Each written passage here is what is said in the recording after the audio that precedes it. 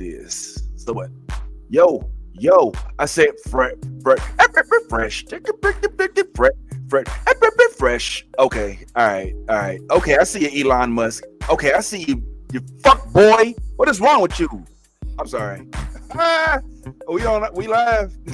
Hey, what's going on? My bad. I just learned when I just went live that we are no longer able to post to X our live stream because we have to purchase a premium package for X in order to go live now. And I just was made aware of this. So my apologies for the impromptu reaction. What's up, Nariz? What's going on, y'all? Let me go ahead and go back to the original. We're going to start over. What's going on, everybody? It is what it is. And it's your boy, your girl, your people, your friends, your blurs. And we're here to discuss what's happening, what's popping, what happened this week, what's going to happen in the future. What happened on this finale? Oh, my God. Anyway, listen, I ain't going to lie. We ain't talked in a minute about this, and it's been a week since the House of Dragons finale. I forgot to put it in the header and everything. You know what? Let me. You know what? Let me just do this. Can I just say I have fallen off? I have fallen off. Okay, like House of Dragons felt like the season finale was like a month. It seems so long ago, and it feels like the season did what it was supposed to do by keeping our interest, but it also is doing that thing that Game of Thrones does, which is to string you along all this time, waiting for some major cataclysmic event that most of the time doesn't really deliver. But what I'm learning is the joy is in the journey as it comes to Game of Thrones and House of Dragon and stuff like that. What say you, Yaz? I mean, you say you didn't like the season finale. You know, I didn't put the intro. I didn't even give us our intro yet. You know, I love the new blurred order. You should too.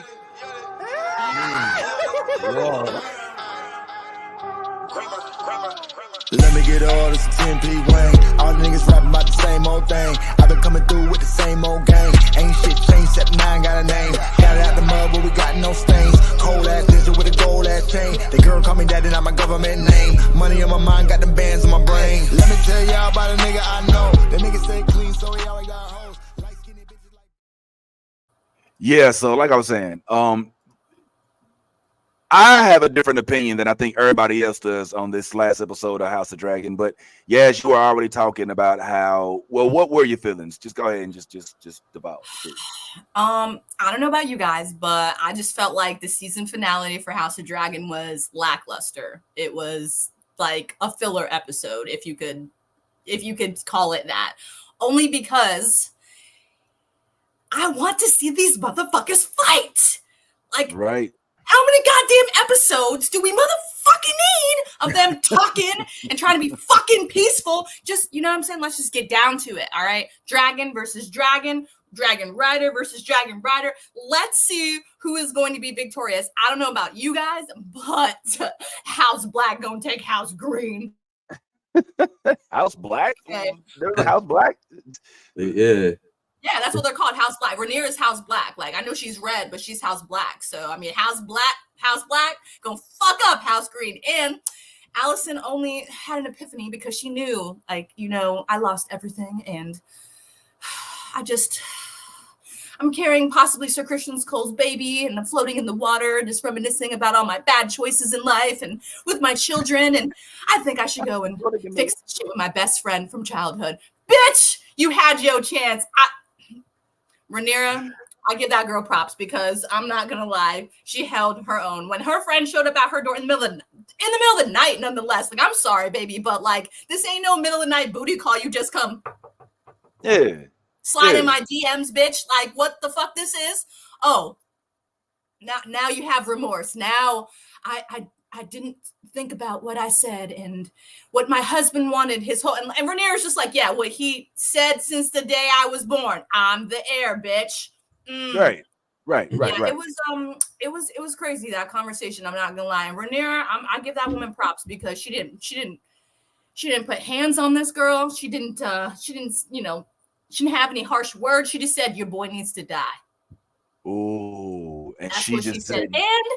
And mom had to think about it for like 2 seconds, and then she was like, kill that motherfucker. Kill him. But Go ahead, she did. She was like, you know what? I have to do what's right for the kingdom. You are the heir. Your father did say from the day you were born that he swore you were his heir. But all of a sudden, you know, Rhaenyra was like, he switched his mind when he died, bitch. Yeah, okay, on his deathbed. No, that's, you know, Alicent was wrong. She had her little, I'm sorry, I fucked up. Please be friends again. And Rhaenyra was like, your son needs to die. She didn't just say her son needs to die. She said we need his head. She said like we have to take his head. You know what I'm saying? Which is the whole thing. Because didn't they just lose? Like they just took another kid's head. So this is 2 heads of children that are going to roll as a result of these bad decisions. And well, go ahead, Sid. Yeah, you about to say something?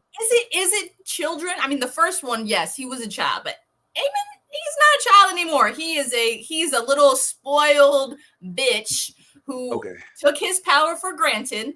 And then when he decided to, you know, show his nuts, you know what I'm saying? I got, you know, big dick swinging. It didn't work out the way he thought it was going to, because his brother was like, haha, I got the bigger dragon and you in the fucking way, bruh. Yeah. And now look at him. He's crispier than dad. Like, I'm just saying. Which is another thing, because I thought that Targaryens don't get burnt. You know what I'm saying? Special Targaryens don't. Remember, the bloodlines are mixed. Only you have to have a certain amount of Targaryen in you for that to work, and that's why Daenerys. You know what I'm saying? She's the dragon mother, because you know what I mean. She got that. Her brother couldn't do that shit. He died. Right. You see what I'm saying? Only some of them have that. Only some of them have that gene. You know what I mean? It's not in all of us. Okay. Ty, you feel the same way about the finale? Oh yeah, the finale was extremely lackluster. I'm with Yaz. It wasn't not so much the fight that I was looking for, but I was just looking for something. And the episode didn't give us anything. It didn't move the story along. The entire season we've watched Daemon, you know, battle these demons and have these dreams and all of it to culminate with him, you know, looking, you know, having flashbacks of shit that we've already seen and already are aware of. That to me was not, that probably would have hit differently had there been no Game of Thrones. And then we're like, well, who was that? What is that? You know, the forecast, what is to come? But this is a prequel. So it just didn't make sense to me in that moment to put us through what we went through with Daemon, for it to turn out the way that it turned out. When it comes to Alicent, I don't think necessarily that she realized that she was wrong as much as she realized that survival was the more important, more important to her. I think once she realized that Aemond was going to pull Helaena into a battle, knowing that Helaena is an innocent soul, made her mom mechanism kick into, you know, into her nurturing mom mechanism kick into role, and so she went into protection mode for the first time. Well, in this case, you're right, and for the first time, because she's never felt unprotected until now. Aemond has shown that he's volatile and also unstable, and so now she knows that there's no one in the realm to protect her from him. And so when she realized that her and Helaena were in danger, I think that she went to Rhaenyra to find a way out, and that was what she said. I want to leave. We want to leave. And you know, Rhaenyra was like, well, if you want to leave, there are some things that need to happen. And you know, if you want me to be okay with you leaving, then this is what needs to happen. And Aegon's head is what is needed, because Aegon or Aemon? Which one? Aegon. It's Aegon. Aegon's head needs to be taken for her to be able to take her rightful place on the throne. Otherwise, there'll be constant opposition of her role as queen. That's what she was stating in that moment. The fact that she didn't mention Aemond in that moment, where she was saying, like, I want both of the heads of your sons, because Aemond is the one who was responsible for her son's death, was a little eye-opening in that moment, because you know, I mean, she's gonna try, and so I mean, it's the whole episode. Again, I'm agreeing with Yaz that it did feel a lot like a filler episode. It was an hour and a half, so they added time to this episode to give us nothing. We get an introduction of a new character into the storyline, and I wasn't impressed by her either. You know, I think her name was Lohar or Lokar or something like that. Yeah, Lohar, the one chick that was fighting Tywin. That she was like, I want you to sleep with my wives. Oh, his fucking ass, yo. That was great. I love it. I love that scene. It was that scene too was a little, because when someone says to you, I won't follow you unless you can best me. Typically that means we're gonna either get into some fisticuffs, or we're gonna get a sword and we're gonna battle this, and if you can defeat me, then so on and so forth. I was not prepared for a mud wrestling match. Right in the middle. Like I was like, this is what y'all, after a whole, you know, almost 2 years of being gone, this is what the writing room looked like. They were like, oh, I think it would be so gangster if we put this dude in a mud wrestling match with this woman. And then at that point, you're like, the fight doesn't end until he actually strikes the woman, and then that's it. And I was like, so yes, that's exactly what happened. He's so right. He smacked the fuck out of her, and then that was it. She laughed. Everyone just, you know, that was it. I respect you, Lord Tywin. Like she always said his name wrong. Like it was so fucking funny. If you guys didn't notice that, like for the most, like until he beat her ass, she said his name wrong every single time. It was great. Like literally, she was like Tywin, or like it was funny. You know, what are your thoughts, Nali? It was a very long trailer for season 3. Yes, best way to put it. Well, okay, so before I give my opinion, let me ask y'all this: like, what's your?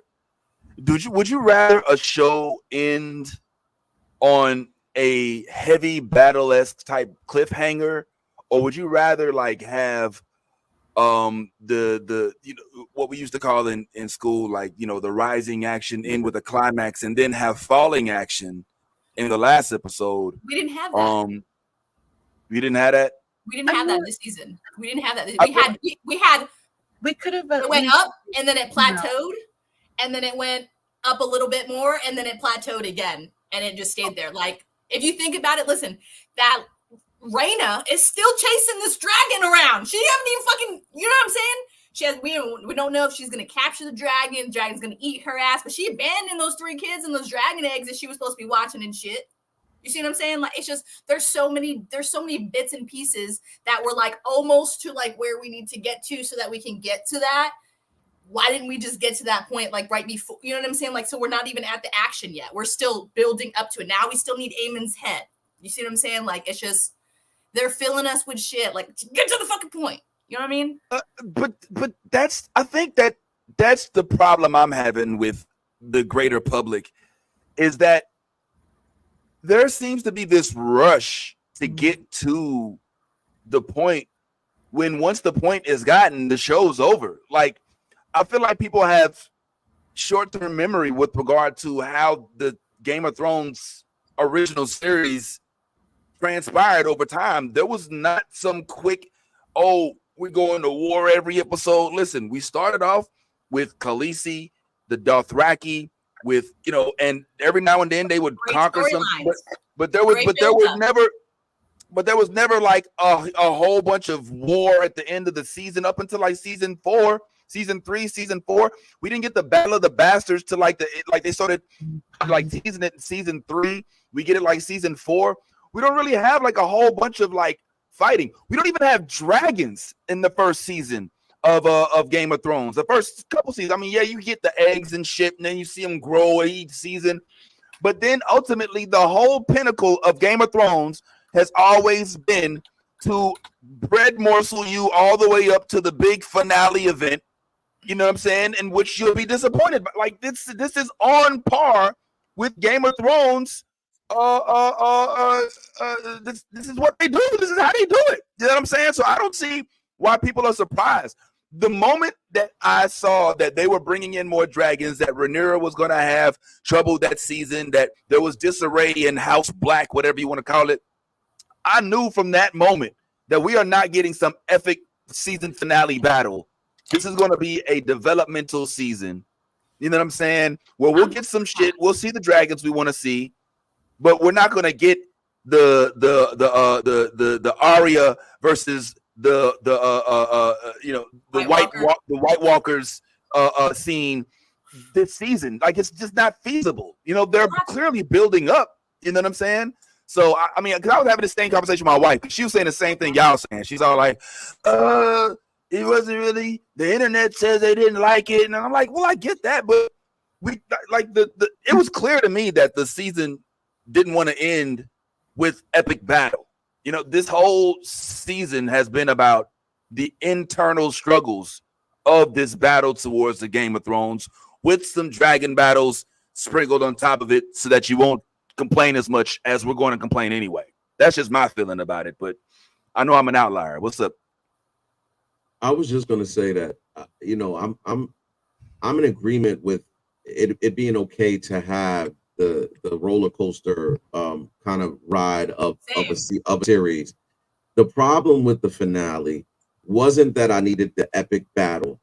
It was that I needed something to grip me, and nothing gripped me in that episode. Like if there was at least a key loss of someone, anyone at this point, throughout the series, we've had, you know, a lot of death of you know, particular characters. In the first season, the finale was epic. Why?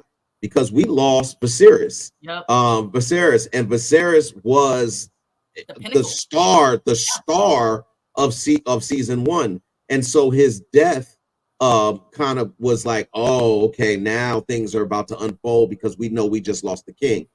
All right, so in this last episode, we didn't lose anyone, and that was my point. Like, we didn't lose. There was no loss in that episode, and for it to build up. You lose Rhaenys and Meleys. You lose that in like the 4th or 5th episode, or something like that. And then you get to this episode. There were people you could have lost. You could have lost one of the new dragon riders. You could have lost. There's so many opportunities to give us something to where we're like, oh, I'm so excited for next season after that. But you gave us an extended episode, whereas if this is the route you guys were going to take, then I would have rather you split the episodes and give us an extra episode, and then let that episode that we just saw be the episode prior to the finale, and then give us a key death. Anyone would have done and been sufficient to carry me over. The buildup of the war has been going on the entire season.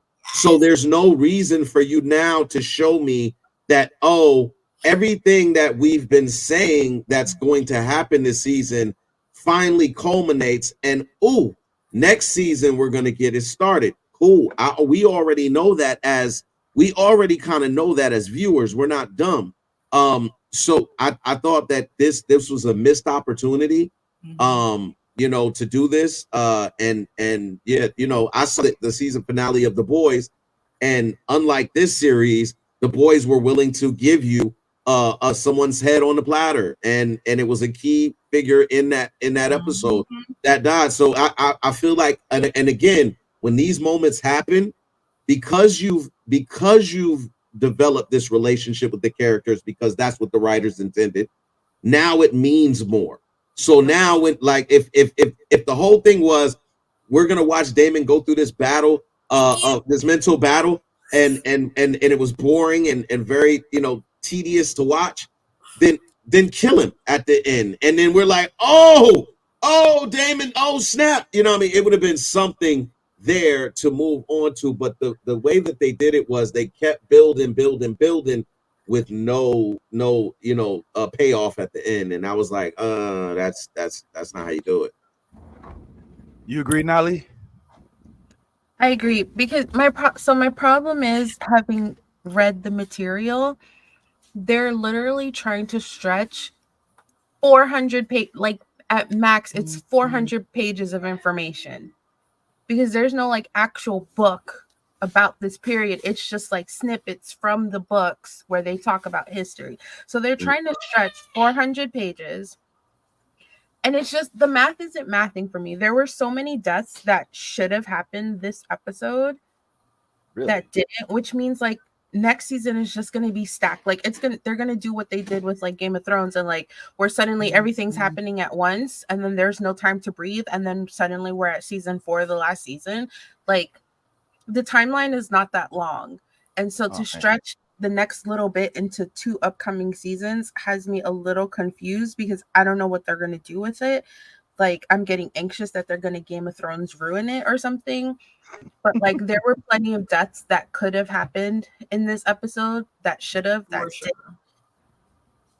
didn't. Without spoiling, I mean, because first of all, there's no source material for this season, for these seasons. It's not like a specific book. It's just pieces of history that get talked about during the books. Oh, so this is referring to, like, specifically, I remember in the original series, they would, on occasion, like, I remember there was a period where, if I'm not mistaken, it was Joffrey who kind of gave this monologue about the history of, you know, how, you know, the family members were trifling and like from so long ago, and so that's kind of what we're living right now. But I don't know if for some reason I thought that there was some source material like lit that went along with this. So surprise on that. But without, I guess, spoiling, since you do know, who should have died? Who is it that, I mean, unless you know who is gonna die already, don't you know? I guess I don't know. Maybe we shouldn't go there. Maybe we shouldn't. I don't think we should. I think so. The only death that we know was already spoiled in Game of Thrones, when Joffrey takes what's her face around a tour and shows her like the skull of the dragon that kills Sansa. Rhaenyra.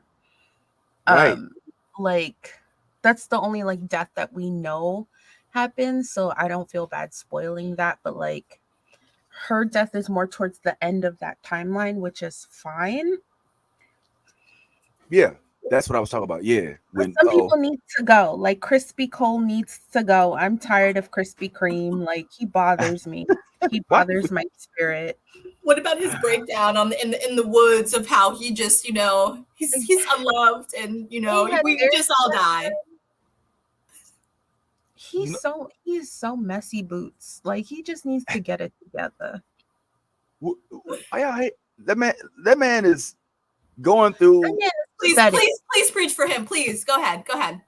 I was just gonna say, like, this chick sexually, you know, manipulated him. What? Yes, she did. In the first season. No.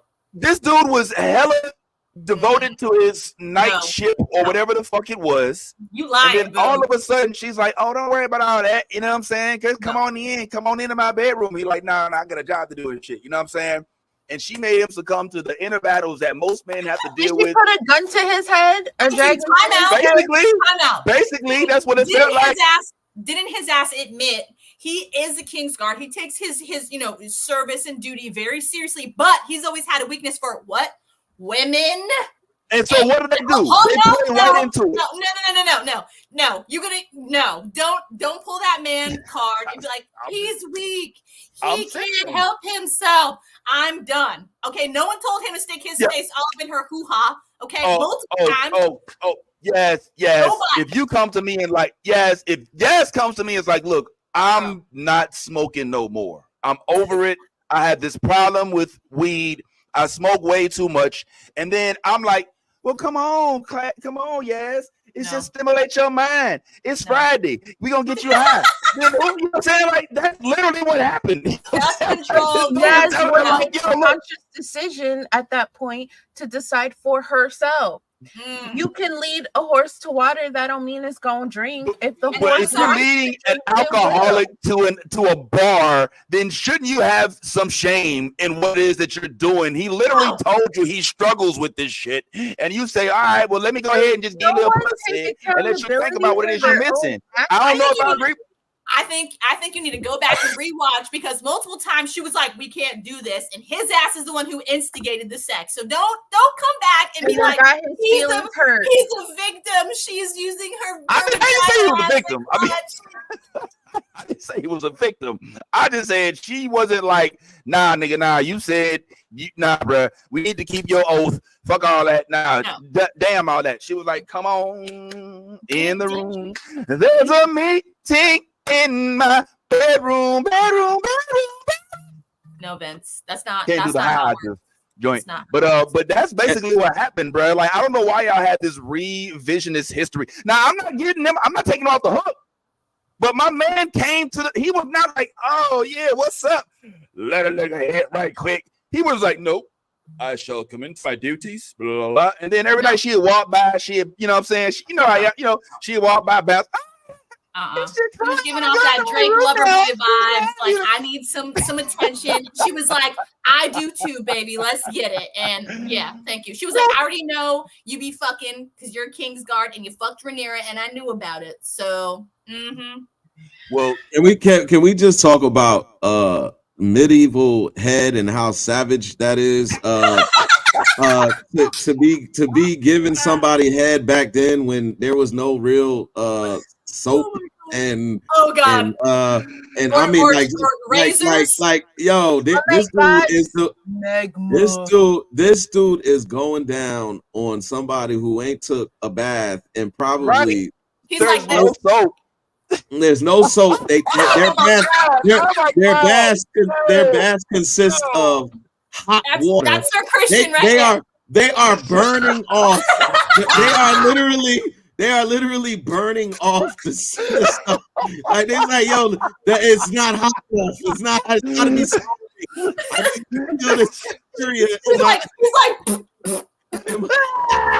oh my God! This dude is going down on these women. Rhaenyra and with no bath, they taking baths after the fact. Like this is like, yo, I'm like, dude, yo. There's got to be a level of dedication. There's got to be a level of dedication. Let me just give you an idea. Okay, so you remember White Chicks when he was putting the wig on and he got his hair stuck in his face. He's like, that's Sir Christian right there, dog. That's Sir Christian. Oh my God. See what happens, Ty? See, he had to. HBO took him out. Yeah, they was like, hold on, you ain't gonna just besmirch. Okay, yeah, they let you back in. Yeah, man, that's pretty nasty. And I mean, ladies, if he wanted to, he would. Thank you. Even if it's dirty and hairy, he would get it. Yo, women were rubbing lavender flowers on their vaginas now you can go down there. It should smell straight. Let's be real though. He went down and then they went to the meeting and her dad was staring at his ass like, you don't smell that? Yeah. What is happening? Well, all right, so since we're on this subject, so do y'all think that old boy, because this was a cliffhanger that was not really, settled. Do you think old boy actually went through with all of the wives? When he was told, I want you to service all of my wives. Number one. Number two, we acknowledge the fact that there's a queen with a bunch of wives in Game of Thrones. Like that seems like it's kind of cool that that's just normal. Just, you know what I'm saying? Like nobody. Who's the queen? Who's the Well, queen? not queen, but whoever the lady that this dude fought. She's like a king, Lohar? basically. Like she's like a king, so that's why she has wives. You understand what I'm saying? Because they all her men revere her as like a very high status, like an emperor type thing. So that's why she has all these wives. Does that make sense? Like I was reading up on the character, and the character is supposed to like be someone who confuses you, like you're not really sure. You know what I'm saying? And technically speaking, the actress is transgender as well, so that's why. Oh, That's why her voice was a little bit deeper, you know what I'm saying? And we were, you know, that's because it was supposed to be confusing that her character was. So and that's also, you know, in the mix of why she has wives. You see what I'm saying? Because she's technically the like I can't even remember what the name of her like her crew and everything. Do you guys remember what her crew was? I can't even remember I don't even remember what the name of it was. She's an admiral. Yeah, so she's she's like a general or something, you know what I'm saying? She's like their, you know, their conqueror basically. Like she gathered all of them. Because she's an admiral, they gender her as a man, hence why she can have wives. Oh. Right. Exactly. That's interesting. So she got 10 wives. So how pray tell does this night go with I mean you just made everything, you just messed up my whole head. Now I'm thinking back to when Damon took to the little brothel, and I'm like, ew, like all that unsanitary fluid transfer. Like I don't, you know, like when's the last time? Show me a bath, a shower before you show me the sex scenes. But hey, here we are. I thought that was interesting. That I thought that she was going to propose herself to old boy, but she's like, nah, I want you to mess with all my wives. Nolly, when they said that, I seem to start thinking in my head, okay, he being a Lannister, right? I start thinking of Brianna, right? How the Lannisters of Tar. Yeah, Brianna Tar. Okay, yeah. I start thinking like this is giving like me her that parents. Those vibes, right? Like, is there shit, I didn't even think about anything? That. Oh you know what I'm saying? That kind of gives. I know this is hundreds, centuries before, you know, that era. Yeah. But when I saw that relationship, it gave me, because remember Rihanna was all, hey, my people sworn as to the crown, you know, and I'm wondering if there's any eggs that have been laid in this episode with regard to the development of that relationship and those. Interesting. I think it's a little too far-fetched because Brianna Tarth's family is from Westeros and this woman's from the Free Cities. So it's like, yeah, but I mean, she got 10 wives, though. You see what I'm saying? You never know. It's not like she can impregnate them. She's got a vagina. For sure. We don't know this. Are we sure? Yeah, we don't. I don't know. That doesn't matter. That's a business. I wish I could find out. To Nolly's point, yeah, Nolly. But remember what they asked for in order to do this. So they did ask for a piece of Westeros, if they were to follow Tywin Lannister, and I don't remember what the particular part of the steps. Yeah, the stepstones. The stepping stones. They asked for the stepping stones if they were to join Tywin in battle. That would be what they needed to secure in order for them to do this. And he was like, okay, so isn't the stepping stones in Westeros? It's in yes. So like okay, so you have like Essos, which is where the Free Cities are, and then the islands of the Stepstones, which used to be together to bridge Essos and Westeros together. So it's like you have Essos up here. It's like if you look at a map of America and South America, you have like America would be Essos, Mexico would be the Stepstones, and then South America would be Westeros. Okay. If that makes sense. Okay. So it can connect. So Nolly, isn't the Stepstones where they sent all the stone people eventually? It's near there, but not exactly there, because the Stepstones is like that big area where kind of like where like Daenerys was, where they meet all those people at the bazaar and stuff, and they like try and take her hostage so they could steal her dragons at one point.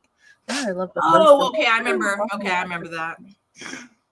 Woodrow You're talking is an about idiot. the witch type, the Yes. bug people, the monk people Yeah, with the yeah. Well, what do we think about the fact that Aegon and his club-footed friend are now basically on the run? And I hope Aegon still got pretty feet, because that's a weird thing to say. I forgot about the feet. He only likes women feet, y'all. We haven't confirmed he likes men. What that if true? Aegon We got don't pretty know. feet? Just cover his face. It don't matter. that is the thing though. Like I don't know if we all put our feet on the screen, would we be able to tell whose feet was who? I don't know. Don't judge. Yeah, by our skin tones. What you mean? Oh, you can. Oh, you think so? I don't know, man. Yeah. I don't know. I don't we know. like the the bottom of my perfect- feet. We like the perfect melanin, you know what I'm saying? Like, and my feet are Yeah. super white, so you wouldn't know if my feet were Nolly's feet or my feet. So, like, that's all I'm saying about that. We do kind of have a very Hue-esque Yes, screen. we're like the man. colors of melanin. Yeah, know? it's like the back We're of a Colgate spectrum box. here. A spectrum, if you will. It's just I have a sneaky suspicion that Aegon in the next season is going to have a enormous character arc. Where he Nolly's giving the look like, yeah, no. No, he's important.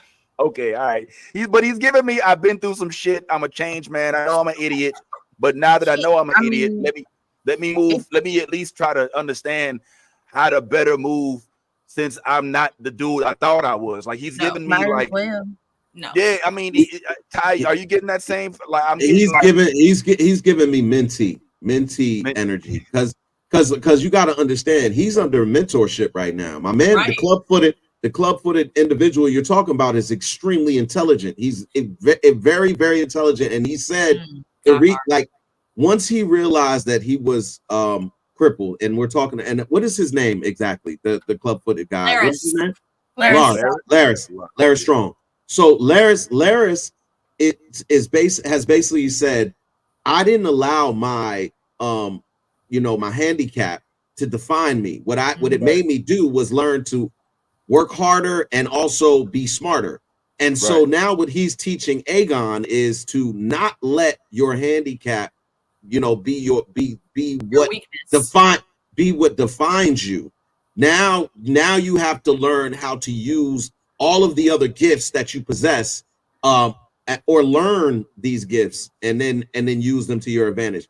We already know, based on what Helena said, that Aegon will be king again, because she does foresee the future, and I have all of these different visions and everything like that. So she's already stated that Aegon will be king again. So you know that he will be back next season and he will be king again. So that part we already know. The thing about, I think that Aegon's journey will form is it will kind of change him into a strategist, because now he's not the type of person who can go into battle and fight, but he is the type of person that can make decisions that can put him in the right position to win. And that's what I think Loras is teaching him right now, and that's what this journey is all about. Okay. Can we just talk about how dumb Woodrow is? I don't normally go to the comment section, but I know he's too much. I had to comment back. I had to. He was going off, so I had to respond to him. Like I had to. It was so refreshing meeting him at the wedding, and him and Austin are like twins. Like holy shit, like they look identical. And he's pulling up with the comments, and they funny today. So yeah, big up to you, man, because they actually funny today. Sometimes he becomes trolling a little bit, So thanks for pulling up. And don't go nowhere, Fam Bam. But yeah, man, I want to pivot back real quick if we could to the finale. Then if y'all don't mind, unless you have something else to talk about, I want to kind of talk about some of the other stuff that's been developing. Such in addition to the Green Lantern news that Nolly dropped in the chat, which fucked my head up. Like that is huge, especially if they get old boy from Snowfall to play John Stewart. It's going to change DC's entire scope of everything. Trust me when I say this. Even if the movie is trash, it will change the way that people look at DC. But anyway, I still think that people are given. I think that people's memories on Game of Thrones is very short term, and I think that folks like you, Ty, I think maybe Nolly has a little bit more of a level of expectations. I don't know. She doesn't seem to be too surprised by the fact that it didn't end so powerfully. But Game of Thrones has consistently tugged on your heartstrings throughout each season until they get to one final battle season 4 or 5 seasons into the actual development of the series. This is not anything different. This is on par. And it's just shocking to me that the internet was so collectively surprised that they didn't get a winter a battle with the wall. And you know what I'm saying? Like at the end of the season, like it's unrealistic. Now I will say this. That's not I true. do think it That's might not have true. been. I got a comment on this one. Okay, well, I will say this. I think it would have been better for them to end the show with this scene right here. This was the end of the season. That was epic. You're right. This gets you hyped for the next season. It's does. enough action in it to leave enough questions, making you want more. It doesn't end so, oh, this shit just happened. It gives you that whole shit that y'all want. But what they did was they said, nah, all right, well, let's take one more season to kind of close it all out. And y'all like, fuck that last show. If they had ended it one show earlier, I don't think that y'all would be speaking about it the way that you are. Yes. Not true. I agree. I mean, yes and no to a certain point. Only because yes, you're right. That the second to last episode was like it left us off at like a great cliffhanger. That shit was fire because you know we were like, oh shit, it's about to go to Rhaenyra and the fucking dragons. But like you just put on screen, Lisa said the North remembers. So just let that resonate real quick. The North remembers. Do you remember the red wedding? I'm sorry, but season 3 is when we got to see that massacre go down. Okay, so we're at season 3 right now. But we had a good pinnacle. We had a good storyline. We had different people coming in. We got to learn their backgrounds. We got to learn their histories. We got to learn why they were connected. We got to learn why they were important to bring everything all together to give us that fucking jaw-dropping goddamn finale of the Red Wedding that we were just like, what in the actual fuck just happened? All right. But Go ahead. with Games of Thrones, you see what I'm saying? Like they executed their character building, their arcs, everything was, I mean, yes, they did have some filler episodes, but they weren't to a point where it's like, we're watching the same shit 2 episodes in a row. Maybe, you know what I'm saying? Going into 3 episodes. This season was very dry. I'm not saying it was dry because of, you know, like Games of Thrones style. I'm saying it's dry because Daemon was the pinnacle center point and him and his fucking dreams. So we could get to the point of him having that vision of him realizing, holy shit, I need to be with my wife and follow her because she is going to be, you know what I'm saying? She's the future. What happened in his dream, basically, it set his mind right. And the way that they just let him go back to his wife and just, after all that bullshit, he's just going to go. I mean, it was beautiful. Don't get me wrong. It was heartfelt from, you know, like a husband-wife standpoint. But I'm over here like, we didn't know if he was going to be conniving or not, and then you just show up out of fucking nowhere talking about my queen. Nah, nigga, you just got ratted out.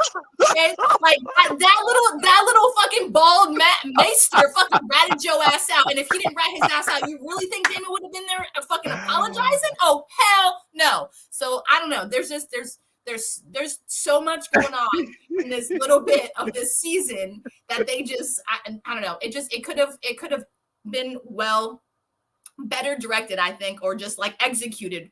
If we would have got one more, like Ty said, if they would have split this last episode into 2 parts, that would have been perfect because then we would have got the finale of, you know, Daemon finally leaving Harrenhal and his visions and why we're watching this whole thing transpire. We still know who the fuck is that witch woman even real? We don't even know that. There's so many questions with that one lady that was like, he kept calling witch. So that's what I'm saying. There were so many questions in this that like some of them got resolved, some of them didn't. And now we have to wait a year and a half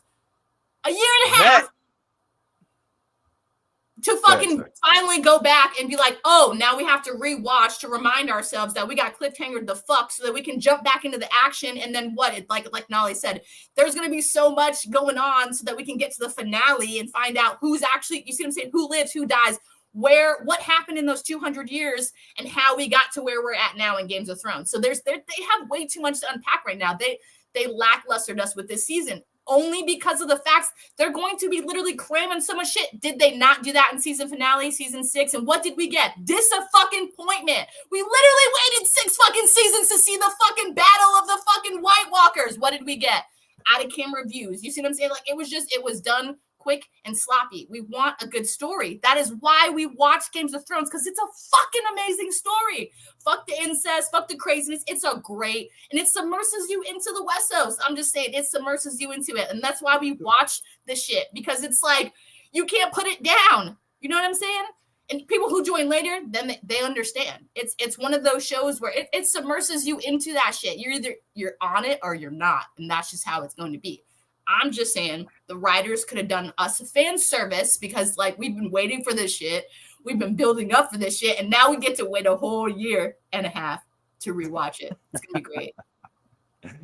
I see you. Many says he watches specifically for the incest. We didn't have a lot of it. It's just Rhaenyra and her uncle. Oh, yes, there was.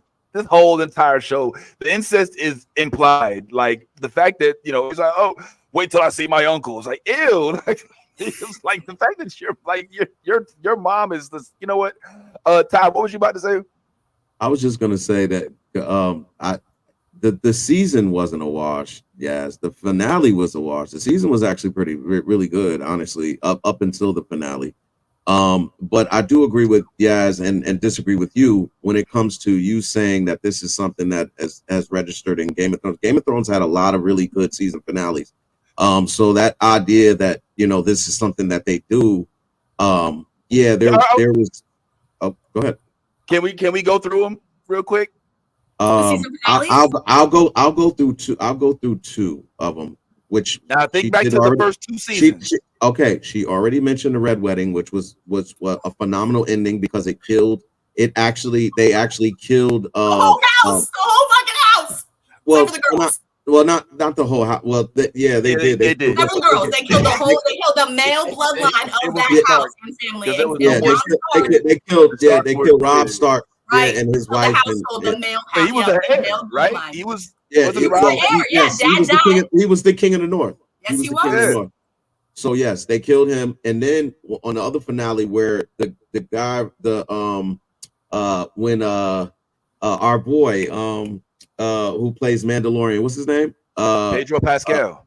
Pedro Pascal got his face smashed by the mountain. By the mountain. That was a crazy. That was a crazy scene. That was a crazy scene. It wasn't a finale.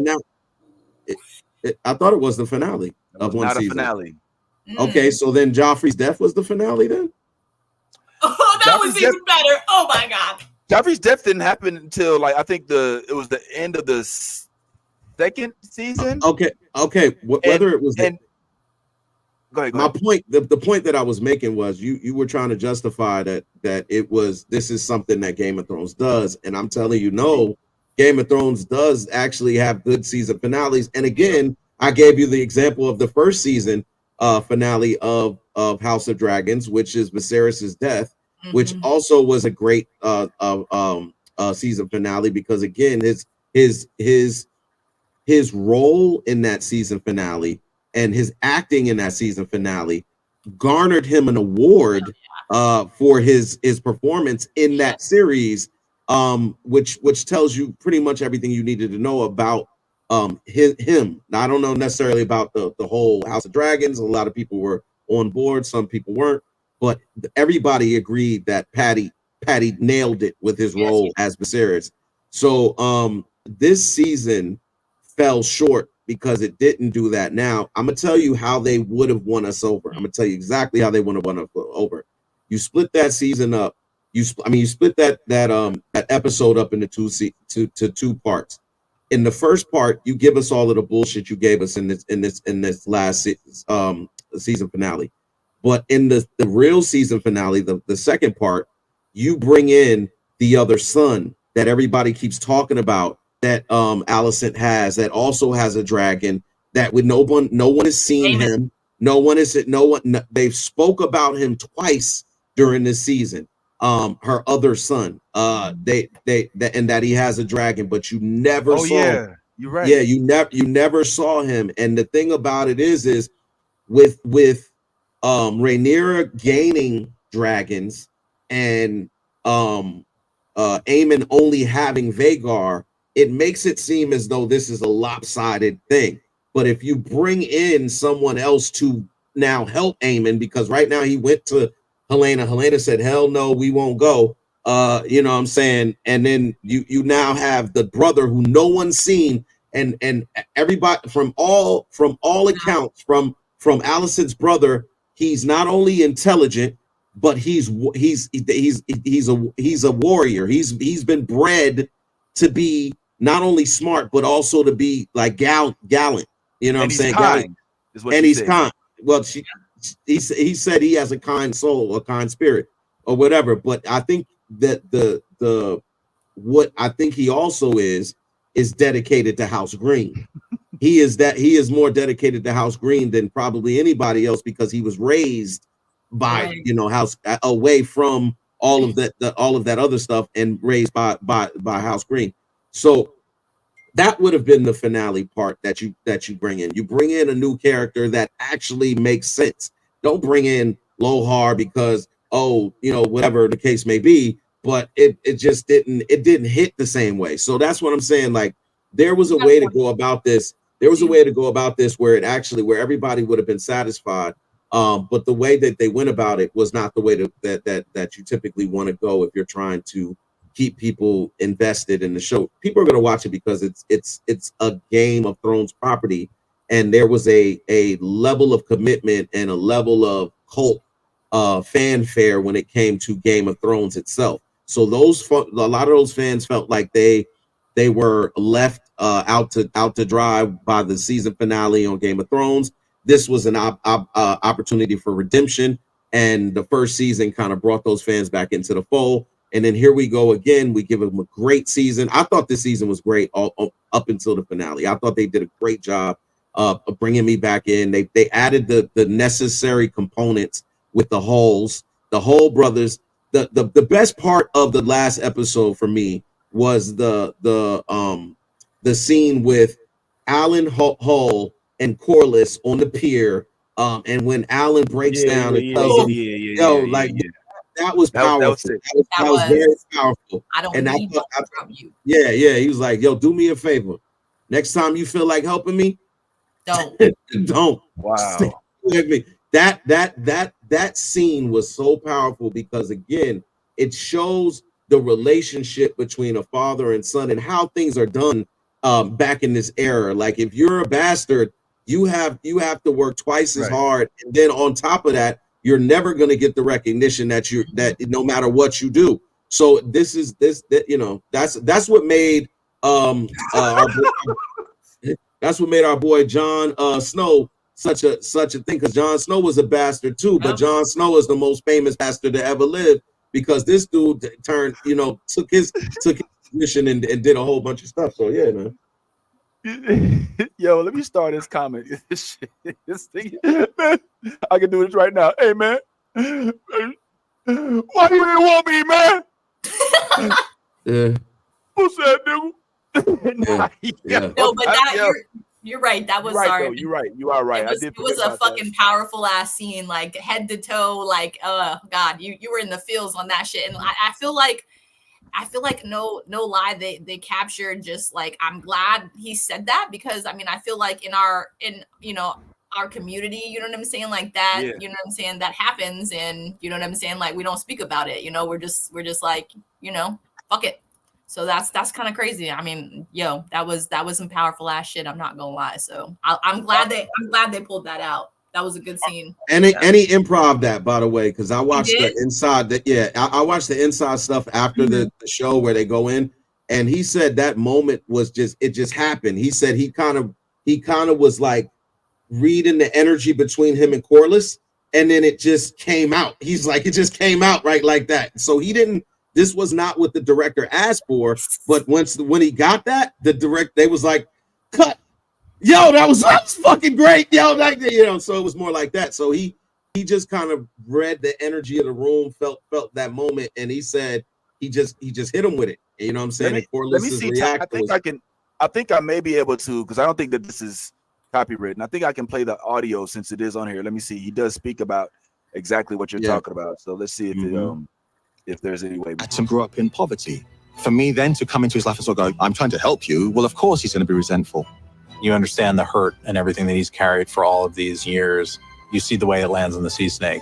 And I think he knows that he hasn't been the patriarchal figure that he needed to be to these guys, but I don't think he realizes until this moment the cost that it had on this human being. If it is all the same, I will decline any offers of help. The walk-off is tirade, this emotional Right? speech.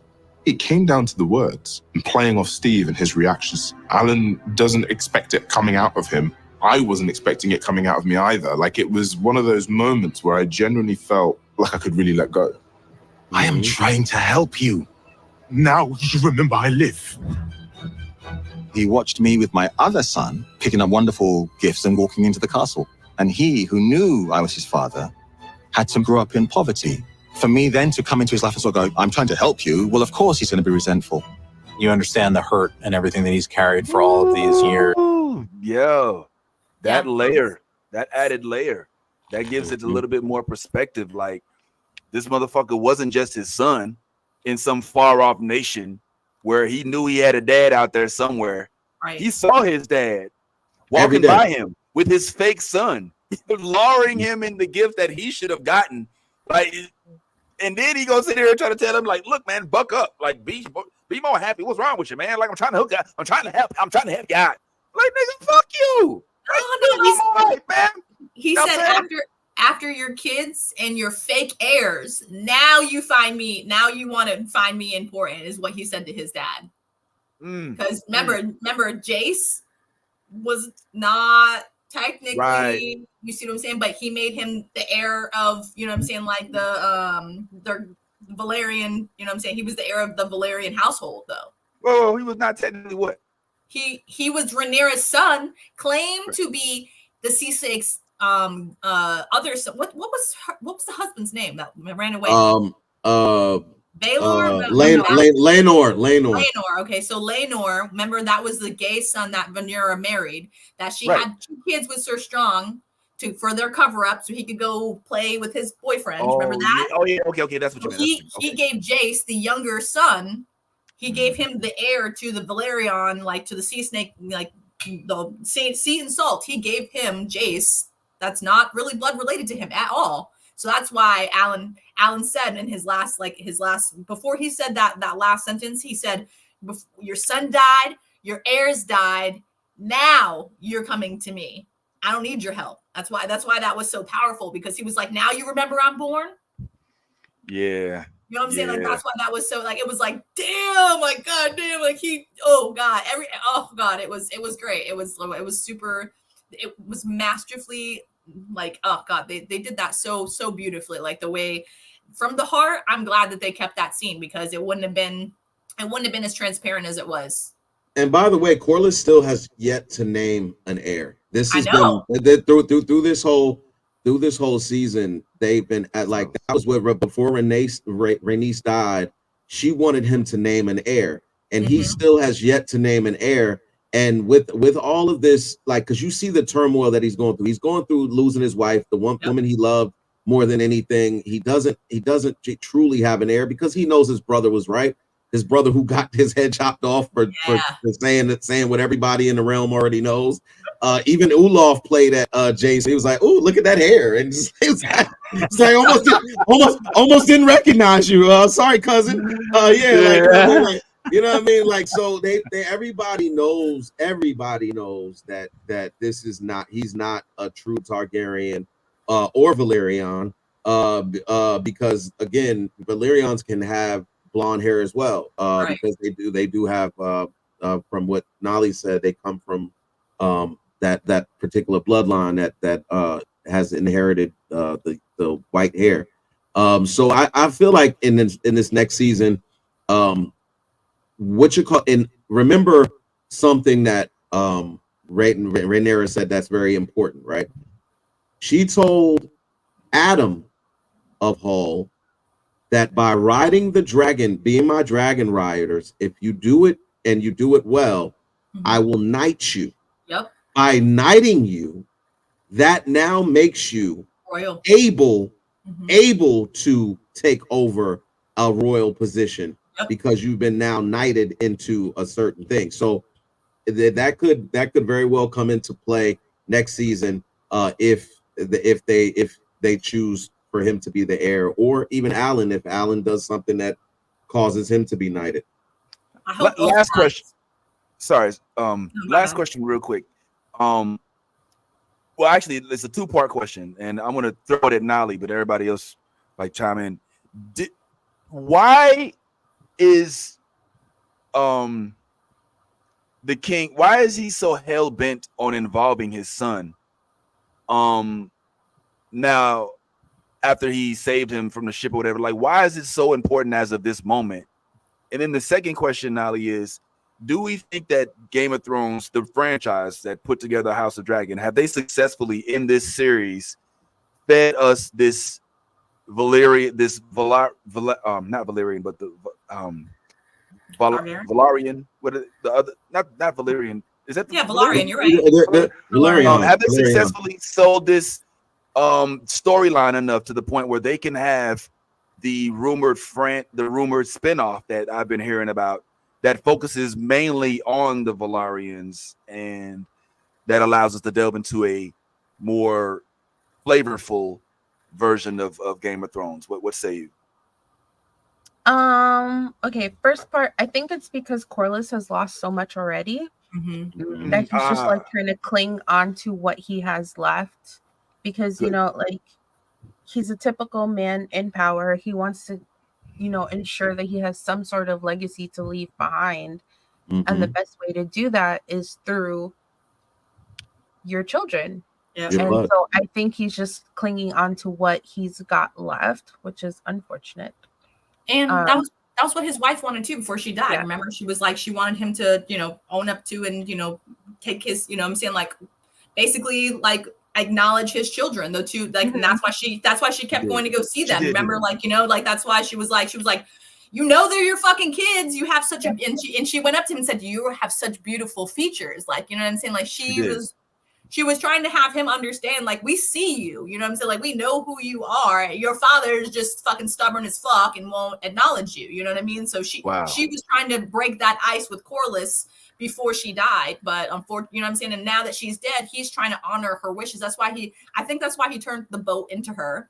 You know what I'm saying? Because, like, basically he's realizing, like, holy shit, I was so self-centered this whole time. I didn't even think about the wishes that my wife was trying to basically help me become unselfish. Like, my heirs died, my son died, you know what I'm saying? Like, and she's just trying to basically help our house live on. And he's fighting. He fought her at every chance he got. He was like, no, we need to do it this way. So that's why after she died, he was like, he knew that she would want him to be the hand. He knew that she would want him to start having a relationship with his kids. You know what I'm saying? Like, he's starting to become and develop feelings and emotions like a normal human being. You know what I'm saying? Instead of being so high on his pedestal and being like, I'm these are small folk. You know what I'm saying? I don't need to mingle with the small folk type shit. You know what I mean? He's realizing, holy shit, I have nothing, and the people who are here, they're not. I don't even acknowledge their presence either. No, I didn't mean to cut you off. I'm sorry. No. I think they could successfully do a spinoff, but the problem is that they've promised all these spinoffs and now they're killing them. Like, they filmed the whole pilot for the prequel for Game of Thrones, like what happened for what's his face, for Baratheon to become king, and they filmed the whole pilot and everything from when John was born and all that, and scrapped it, even though they had filmed shit for it. They killed the Jon Snow spinoff like a couple of weeks ago. Why are they killing these projects? Right. I think they're just biting off more than they can chew. There's not enough material to do things, and then like the Jon Snow thing would be completely like whatever they make up for it because there's no material for it. I think it's like when you have like a good thing and you want shit to keep going, so you just start throwing shit at it. Yeah. And hope it sticks. MCU. You know, shit like that.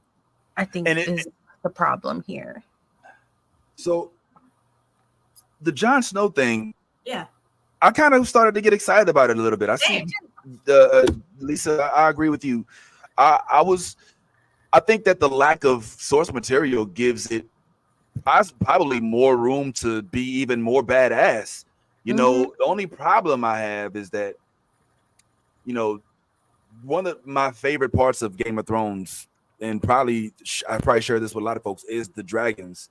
And Jon Snow was not, he was a dragon rider, but by the end of it, he basically retired and went to the wall. Like, he's retired, right? So I guess if the show would incorporate dragons, you know, then I think I'd be a little bit more. Oh, wait, hold up. What I was gonna say, what was the premise? Oh, whoa. What did you say? By the end of the show, he retared to the wall. No, he didn't. When he and Khaleesi, when he finally, you know, took care of that, you know what I'm saying? They were tossing around whether or not he's going to get the crown, and they gave it to Bran, excuse me. And he just went back to the wall, right? Yeah. He got sent to the wall. What's his face? Daenerys's commander of her armies and stuff asked that he be sent to the wall for his treachery for killing her. So, okay. What were you talking about, Ty?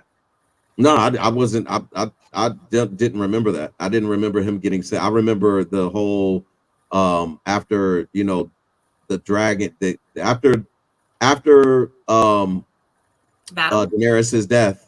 No, after Daenerys' death, I didn't remember him going back to the wall. I remember Bronn becoming king, and then I thought that he asked. I think Bronn asked him to stay or something like that or whatever, and he just said, "I'm leaving. I can't be." I didn't remember him going to the wall, but I mean, if y'all are saying, it's been so long since Game of Thrones. I mean, to be able to retain all of that information this long in the game is great. It's great for y'all, but I mean, I smoke. So I don't, I think you're in good company on this panel. Yeah. But I wanted to say this. Yeah, I wanted to say this though.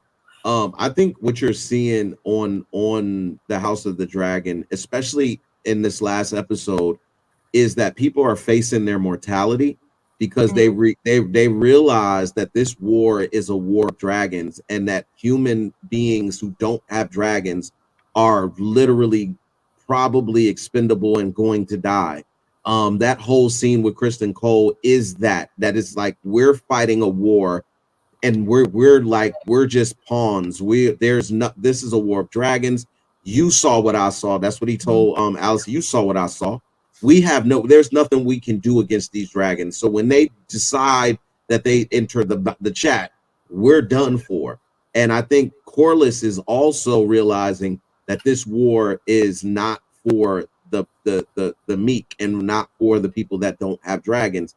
So I think everybody's mortality, they're facing their mortality. And so these decisions that they're making are based on that. So Corlys's decision to kind of show some level of empathy in that moment to his son that backfired is him facing his mortality and realizing that I need to answer to some things before, because I don't want to have that regret. I think that's really what it was in that moment when he had that conversation with Alan, because he was so dismissive once Alan started to, tell him how he really felt. He was like, hold up. I didn't ask for your opinion, motherfucker. Get the fuck out of here. He was like, no. You said some shit. Now I got to respond. And so that, all of that, you could see on Corlys's face in that moment while Alan is telling him this, the pain that is like behind the eyes. You could see it behind his eyes, like, damn, was I really this much of a dick?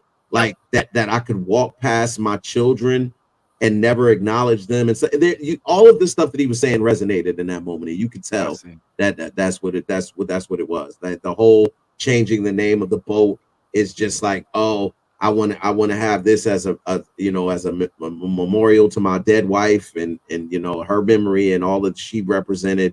And he said it. I've been self-absorbed all of this time, and now I realize that I have to think about somebody other than myself.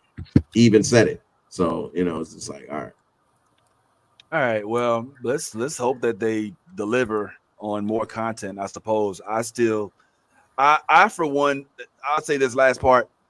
You know that feeling you get at the end of a good movie where you're like, oh man, is it really over? Like, I want to see more. You know what I'm saying? Like, oh, the credits coming on. Fuck. You know what I'm saying? What happens next?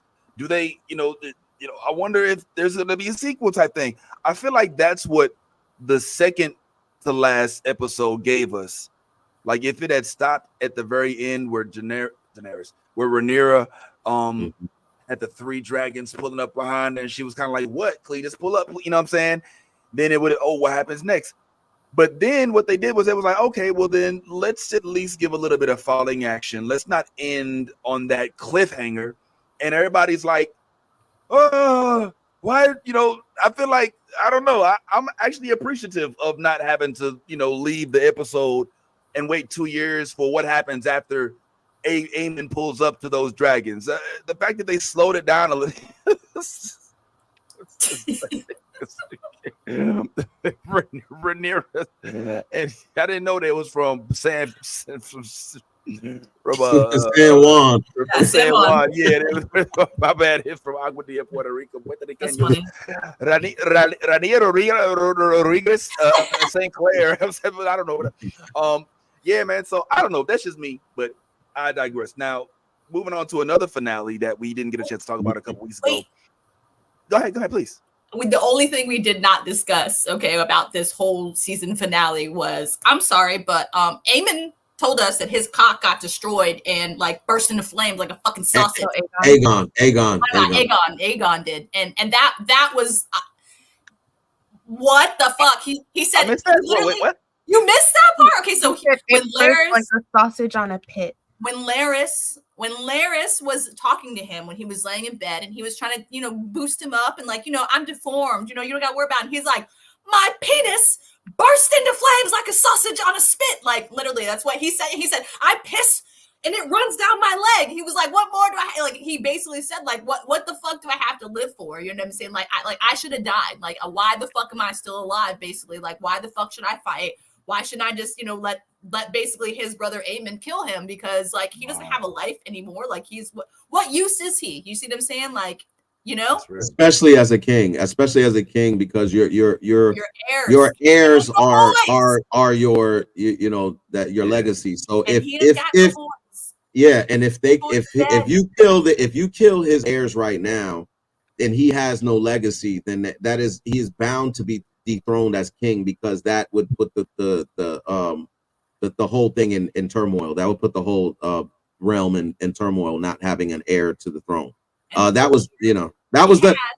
Look, that's why we're in the place we're at right now, is because Viserys didn't have a son, and that was the whole reason why that was in question. Like, who's going to be your heir? You don't have a son who typically would take over as king.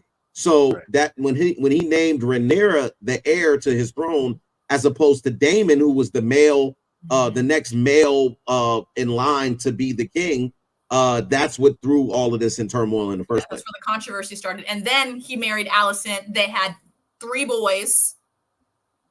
And then, but Rhaenyra was already named. Everyone already promised. Everyone, and he didn't go back on it either. He said that she is my heir. That is my final word. That's what he said to Alicent multiple times on his deathbed before he was dying. He kept saying that to her. But nah, she wanted her baby boy on that throne, because that's how traditions. That's how it's held up. Men have to be on the throne. That's how you keep the power in the family. And can we also we once we finish this, can we go back? Who the fuck has Otto Hightower? Why is this motherfucker in a cage? I told you his ass was missing. I fucking told y'all someone was going up with him. I was like, where is this old conniving ass man? We got to see him in a motherfucking cage looking like a slave. Who the fuck has this old man is what I want to know. Nolly, you know a little bit about that? No comment. All right. These are good questions. Looking like a Lannister. What about I think that was there any question about, I mean, since we're still in this section, what was the new dragon rider's name? This guy right here. There's a couple. Olaf, the other one. This guy. Hugh Hammer. I'm just trying to see. Hugh Hammer. That is his name. That is his name. Hugh Hammer. So what's the story on him? He evidently, his mother was the sister of Viserys and Daemon. Viserys and Daemon, but she apparently by the dad something. Yeah, she was like an outcast, and the dad kept considering her like a whore, but he kept calling her a whore basically because she would mingle with like the small folk. And then she just decided to become a whore because she's a woman of the house. No one gives a fuck what she's gonna do. So that's how she ended up in the whorehouse, apparently. And I guess somehow, you know, she was a high paid whore because of her white hair. You know what I'm saying? Well, to add a little bit of context to that. This has been teased throughout the season of House of Dragon. One of the things that is frowned upon is for a woman of royal bloodline to mingle with lowborn. Lowborn or so that is frowned upon. So like if once you do that, you I guess violate whatever, you know, or kind of sully your womb if that's what the correct stuff. So that would cause you to be moved out of, you know, so that could have been what this is all about, is why she got shunned from the royal family. Okay, all good questions. Who has all the names? The dude in the cage, Otto. Where is Aemon going? I mean, how far can they really go? He doesn't have a warrior protect. I mean, does he still have? He can't really walk. He can't walk. The guy with him can't walk. You know what I'm saying? Like they can't. I mean, Aegon. I'm sorry, I said Aemon. You know, where are where's if Rhaenyra, not Rhaenyra, but if Alicent is going to let them in Trojan horse style, I get the sense Aemon isn't going to, you know, he's a little crazy, but he's not stupid either. And I get the sense he might catch wind of this and not let it happen. So all things that we have to look forward to in 2045 when the new season of House of the Dragon finally resurfaces, because we know that they love to make us wait for at least 2 years or so, just enough time to forget about it, and then, you know, but we'll complain about it. Go ahead, yes. We have one more question too. Now that Daddy Daemon is home, what's going to happen between Rhaenyra and Mysana? That is a great question. Mysaria. Yeah. What gonna happen? Because we gonna have a throuple, or we gonna have like what's gonna go on? We gonna be poly, or what's gonna go on? Because I have so many questions. I have a theory. Go ahead. I think that Rhaenyra will continue to basically have an affair with this chick behind everybody's back. Okay. Because not only can you not trust Daemon, you know, because of his, you know, his emotions. Can you not trust Daemon anymore? I think that was what the whole season was about. It's not that you can't trust Daemon anymore, because the whole if you really pay attention to this season, the relationship between him and his brother was really shown. Viserys has been basically telling Daemon what it's like to be king. This is what it is to be king. You're like, it breaks you. It and also, again, I watched the inside stuff. But Patty requested to look like that all that. He specifically requested to look like that in those scenes to add to the to what he was trying to expose to Damon.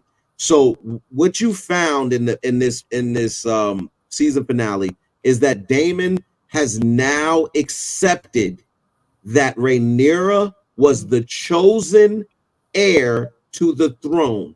I now have to show my full support to her. This is no longer about, I feel like I should be king and she shouldn't. This is no longer about that. I have now made my choice, made my bed, and now I'm going to lie in it. So to the point of Mysaria, Daemon, and Rhaenyra, Rhaenyra and Daemon have a particular relationship. I feel as though it would not be beyond the realm of possibility for them to be getting it cracking, and then all of the sudden she opens the door, and then Mysaria walks in and takes her clothes off, and then they're just all joined together. That would not be out of the realm of possibility. But what it would have to be is discreet. No matter what, it would have to be discreet. So I think that they can all occupy the same space without feeling a certain type of way, because remember, Daemon has already slept with Mysaria. They already had their own relationship. He is so needy. He has to be like, you know what I'm saying? Damon is all about having all the attention on him. So just think about how this is going to work. If my wife is having some secret affair with this woman, and you know what I'm saying? Like, he's going to catch on. I don't know. I see this love triangle ending really bad is all I'm saying. Because Damon is a very possessive person. That's why I just explained that it's no longer that version of Daemon. You're still talking about the version of Daemon that feels like he should have been king, which would have been a version of Daemon that feels like it's all about Daemon. This new Daemon just pledged his fealty to his queen. My point. What is the point? What is your point? I mean, now he's loyal to his wife now. So that's what I'm saying. Now his wife has entered somebody into their, you see what I'm saying? Like, she has done it, not regardless of how things ended between them or whatever. She went off and did this on her own. And then now he's going to, that's what I'm saying. Like, when I don't think he's going to be as transparent about it when it, like, first, that's because he's a very possessive type of person. Just his personality, we have seen, he is very possessive. You know what I'm saying? Like, he's very, when it comes to Rhaenyra, he is very possessive, you know what I'm saying? And very, like, you know, like that's, you know what I'm saying? I haven't really seen him with like psycho boyfriend vibes. Yeah, I'm not saying like psycho boyfriend vibes. I'm just saying, like, you know, since she was a child, he's been grooming her, basically. Let's just say it like this, okay? So think about it this way. The person he's been grooming to basically be infatuated with him starts a romance with somebody that is of the same gender. You see what I'm saying? And this time period, I just think it's not going to end very well because of the. I feel like, yes, I didn't mean to interrupt. Sorry, we're running low on time. I feel like the entire purpose of the grooming was for the throne, and I feel like his possession is more centered around the kingship than it is around Rhaenyra, and so now that he's kind of had this premonition and he's kind of like in this new state of mind, I feel like it's a little less possessive towards Rhaenyra and a little bit more accepting of the role that he plays in this larger scope of this Game of Thrones. I see what you mean. Now, where I think that you may be right is he still ain't no bit, like, he still don't want to be played, you know what I'm saying? And so the possibility that the relationship that Rhaenyra and old girl have, and the potential for it to get in the way of his relationship with Rhaenyra, which could potentially harm the story as a whole, could be an issue. But in terms of him being like, hold the fuck up, why the pillow smell like Bed Bath and Beyond? Like, I don't know if it's, you know, like Bed Bath and Body Works. I don't know. So we already established they don't shower. Like, bitch, this hair ain't mine.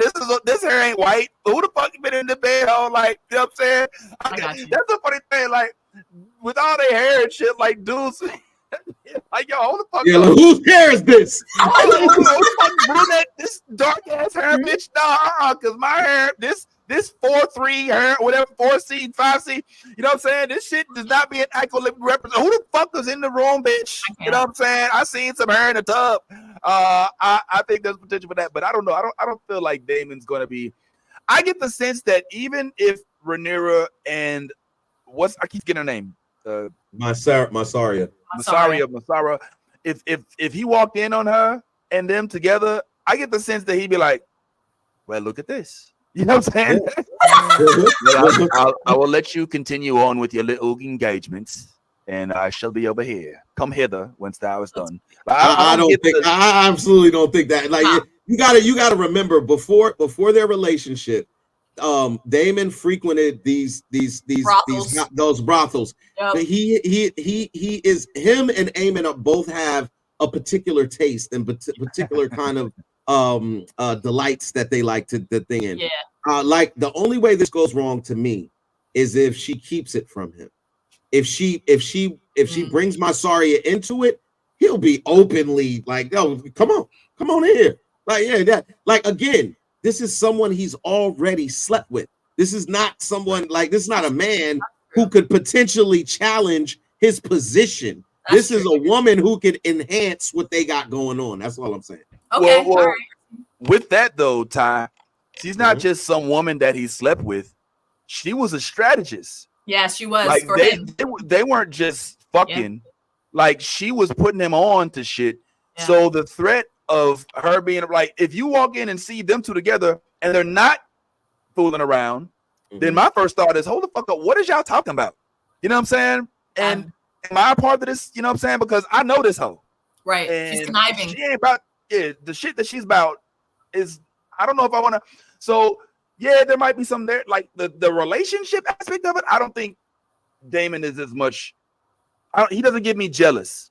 I don't get jealous type from Daemon. I don't but get that. I do get cautious. I do get protective. You know what I'm saying? Of everything. Minnie's on fire today. Of everything that's happening, just to make sure that things don't stray from the path that he feels he's now been correctively put on.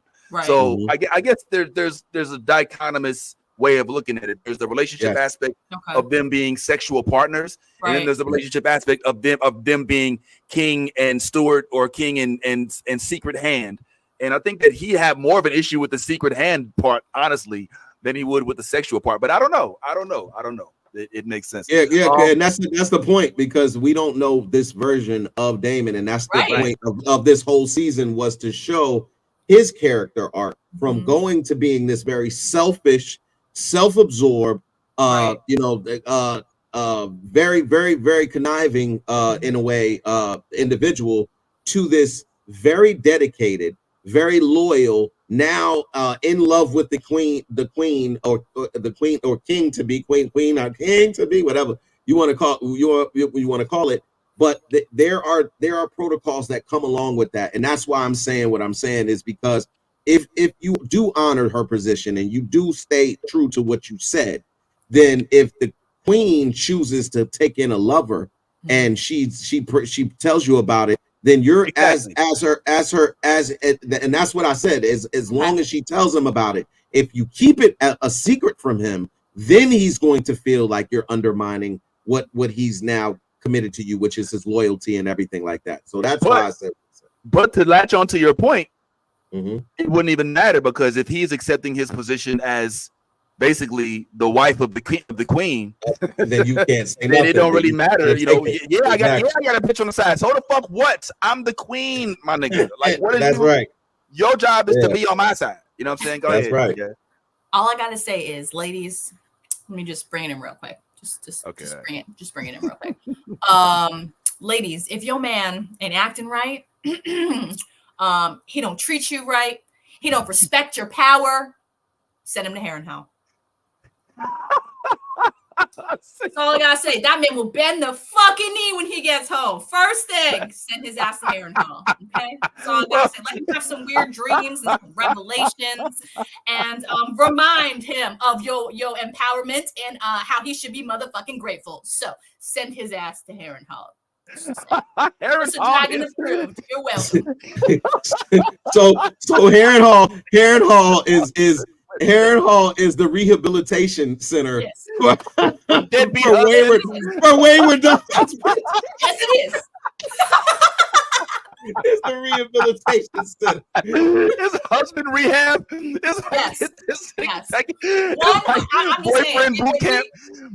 if we have learned anything from this season finale, we have learned Heron Hall is the perfect therapy for a broken relationship. Please send Joe back because he will come home, my queen. I do like the concept of the Heron Hall school of forward thinking husbands. Like there is something there. The rehab for untethered spouses. There is some marketable there. And can I also say that yes, that was incredible. Thank you for that. I needed that. But let me also say there is something. All right, fuck it. This is gone from we talk about Spawn and the he say shit about that. We'll mention it. I forgot that we had to talk about the finale. This should have been the header, but anyway. There was something Empire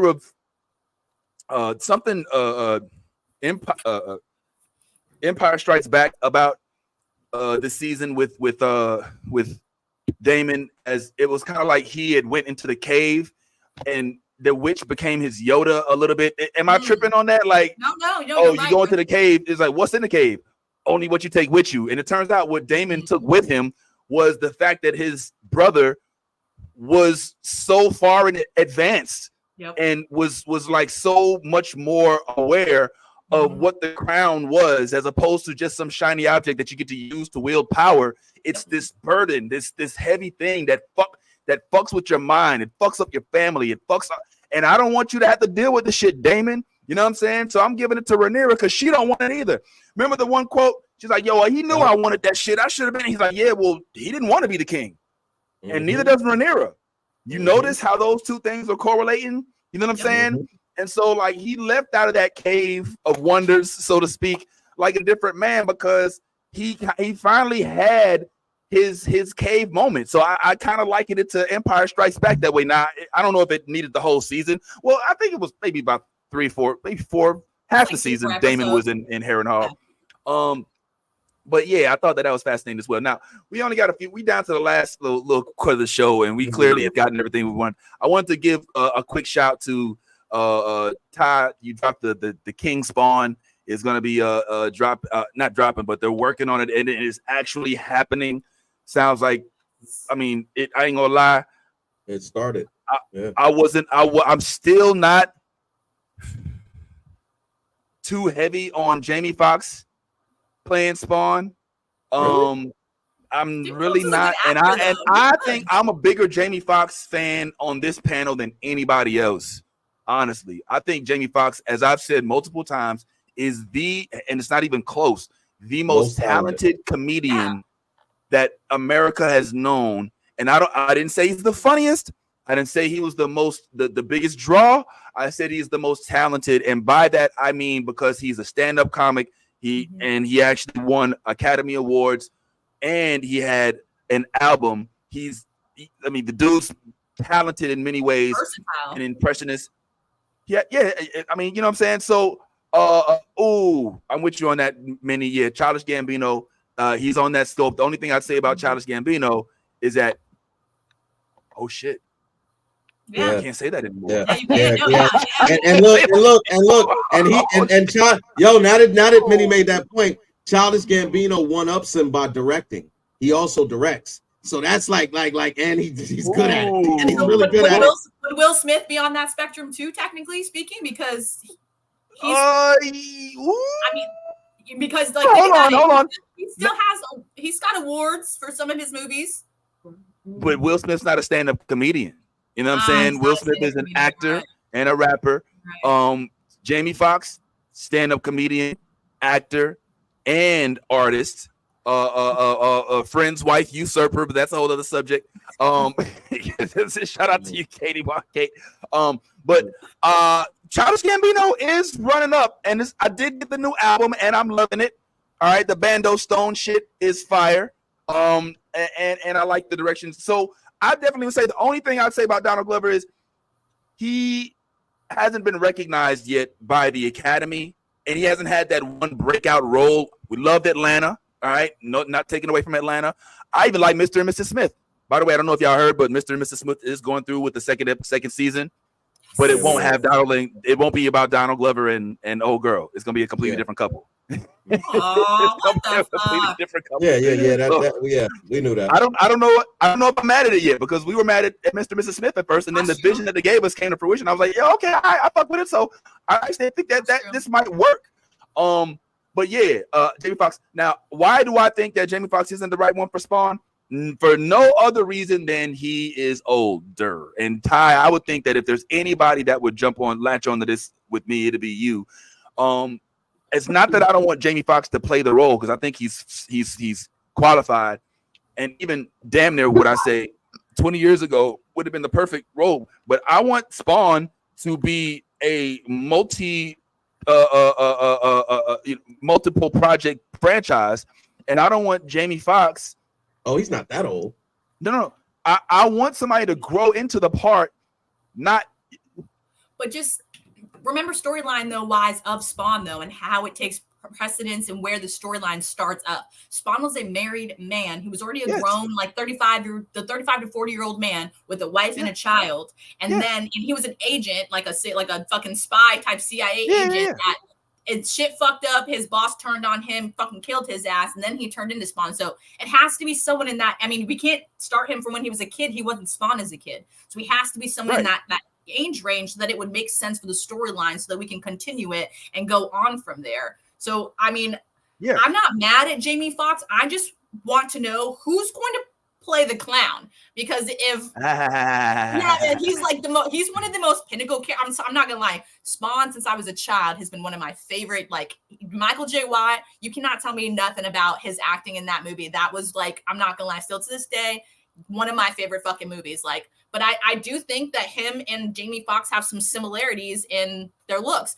Michael J. White, if you look at him now, he probably didn't age, you see what I'm saying, very well. So we can't use his ass again. Oh, no. He did age very, very well. Michael J. White still looks exactly like he looked. Some of us do, some of us don't. I'm just saying. I said I didn't know. Okay, I'm just saying.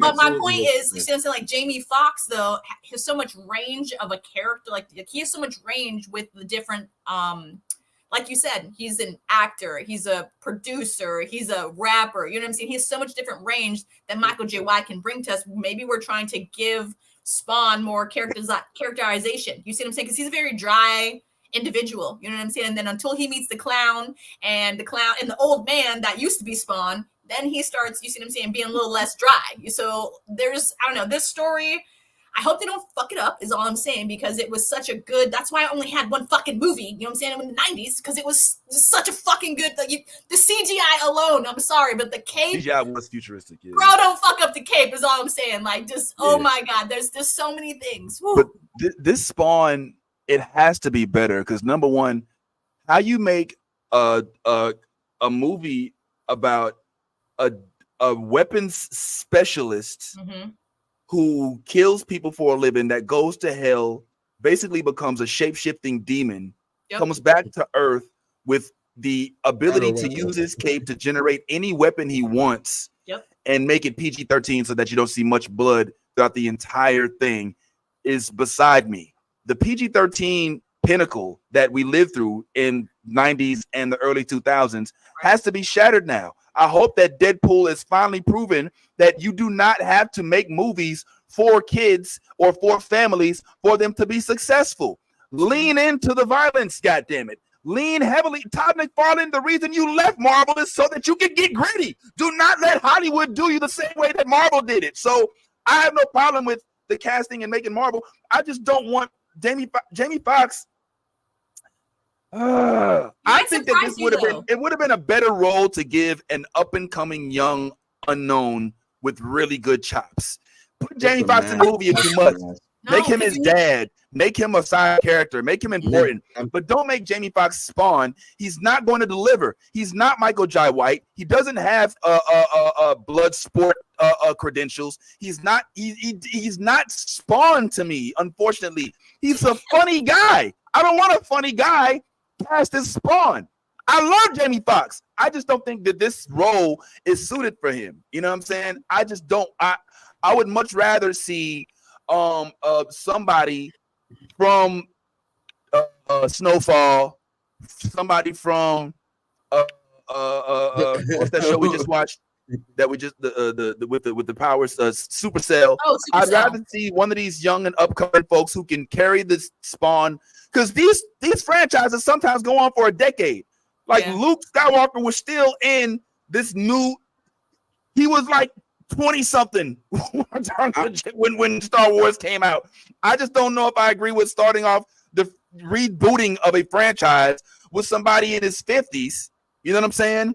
As the character, though, if you're gonna bring him back, you can't just make him young. I mean, the storyline wouldn't make sense, though. Vince is all I'm saying. Like, I get what you're saying. It's just how everything happened, how he became Spawn. It wouldn't make sense if we made him younger. It just would not make perfect sense. No, He didn't get married as a no. 40-year-old man. He did not get married. He got married as a young man, and then he goes to hell and comes back. Now, here's where it might work. If they make a young CGI, if they do the Robert Downey Jr. thing, give us a young Jamie Foxx before his accident, before he gets murked, all right, and then bring him back, because Spawn basically don't have no face. He's a burnt. He looks like Deadpool. That's the point. That's the point. That goes. That's why I'm going totally against you with this, because any other time, you know how I am about age, but we're talking about a masked superhero, right? Who is going to have his mask on pretty much a majority of the time. The rest of the time, he's going to be burnt to a crisp. He's gonna be looking like Eamon. You're not going to be able to tell his age. But we know it's Jamie Foxx. Hold on. If your whole point is that I wanted a younger person because they could move a certain kind of way in those scenes that he's fighting and everything, cool. But the problem with that is they don't necessarily need a younger person for that either, because what they can use him as a stunt double. They can have stunt doubles that perform all of the fighting scenes and all of that kind of stuff. So Jamie doesn't have to be Michael Jai White, who actually has a martial arts background. He doesn't have to do any of that. As a matter of fact, if they want to bring in Michael Jai White to be his double, then bring in Michael Jai White to be his double on the fighting scenes. But when it comes to acting, which you are going to want if you are asking for the franchise properties that you're asking for, you're saying you want this to go on, then you need a person who can carry the character into the next realm of the franchise. So I think Jamie Foxx is a big enough actor that has a following, that also is known for his acting, has won I think an Academy or an Emmy in Ali or something for a supporting actor role. Like this dude is really good at what he does. So I again don't feel as though him playing Spawn is going to be a problem at all, because he's going to A, have a mask on, and B, be in Chris whatever. Form? No, not Chris form. I was just going to say in the makeup, prosthetics and stuff. So you're not going to be able to see the 50-year-old Jamie Foxx and Black don't crack. By the way, also just because we know he's 50, don't mean he looks 50, because he don't look 50. I'm not so let's just be clear. Man. That it just doesn't okay. It gives me Mortal Kombat brings on what was that dude from Highlander to be Raiden. It's like, okay, remember the original? Okay, that's a deep cut. My bad. I know what you mean. I know exactly. But it's like, all right, we're using his star power for the benefit of the project instead of getting the best suited actor for the future of this project. There's nobody on this panel who's going to poll at a higher, greater level of appreciation for Jamie Foxx than me personally.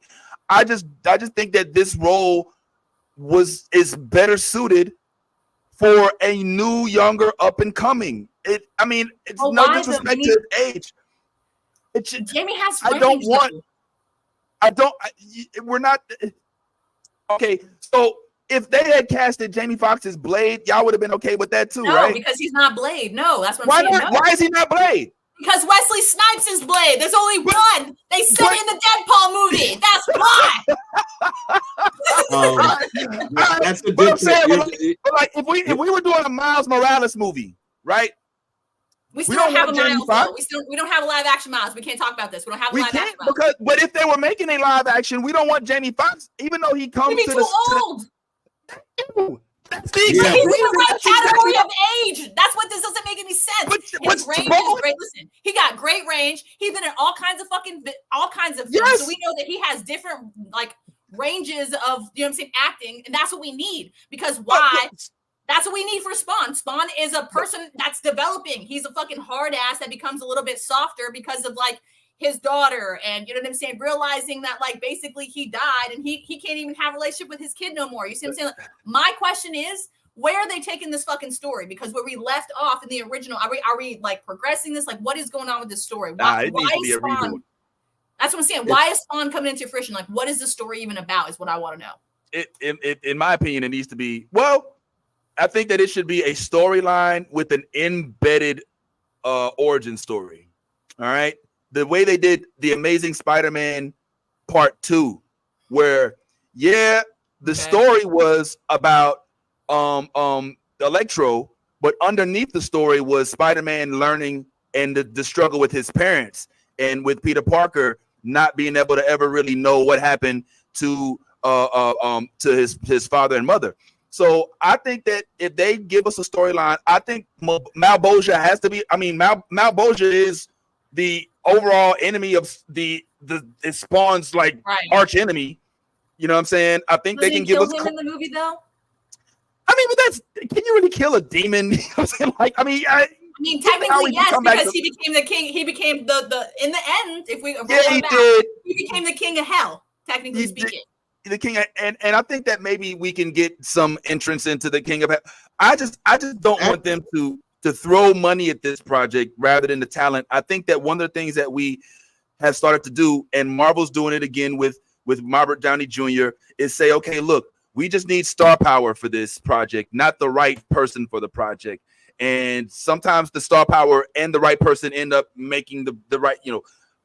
But I look at Little Mermaid, like we didn't really know Halle Bailey like that, right? Haley Bailey, whatever. And she comes in and because of her newness, her freshness, her swag, she now generates, even though there was a lot of hate about it, she now generates a whole new level of interest because of her younger. Like if they had come in and was like, yo, okay, now Tracy Ellis Ross is gonna. That's not why.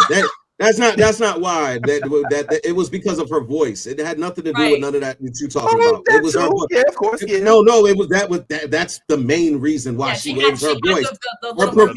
Her performance was why Haley Bailey was the person that they wanted to choose for her doing it. Listen, I don't know how many times I gotta say this, bro. Like when it comes down to Spawn wears a mask and he wears prosthetics.